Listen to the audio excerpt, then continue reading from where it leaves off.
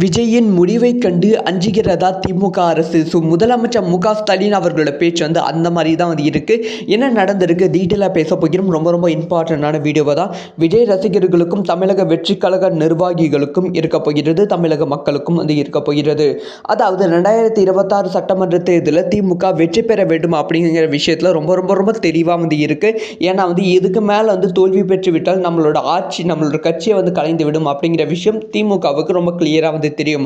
அதனால விஜய் அவர்களை வளர விடாம அழிப்பதற்காக சட்ட ரீதியா விஜய் அவர்களுக்கு பெரிய பிரச்சனைகளை கொடுத்து கொண்டு இருக்கு. ஸோ இது ஒரு பக்கம் போய்கொண்டு இருக்கு. இன்னொரு பக்கம் விஜய் அவர்கள் பிஜேபி கூட கூட்டணி வைப்பதற்கான வாய்ப்புகள் இருக்கு.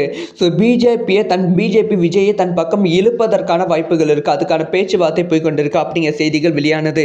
இந்த சமயத்தில் இதுக்கான பதிலாக முதலமைச்சர் ஸ்டாலின் அவர்கள் என்ன சொல்லியிருக்காங்கன்னா, மாநில நலன்களை புறக்கணித்து மாநில உரிமைகளை பறிக்கும் வகையில் ஒன்றிய அரசு தொடர்ந்து செயல்பட்டு வருகிறது. தவறு செய்தவர்கள் அடைக்கலமாகி தவறை மறைக்கும் விஷமாக பாஜக உள்ளது. கூட்டணிக்கு யாராவது வருவார்களா என ஆள் சேர்க்கும் வேலையை பாஜக சிலருக்கு கொடுத்துள்ளது.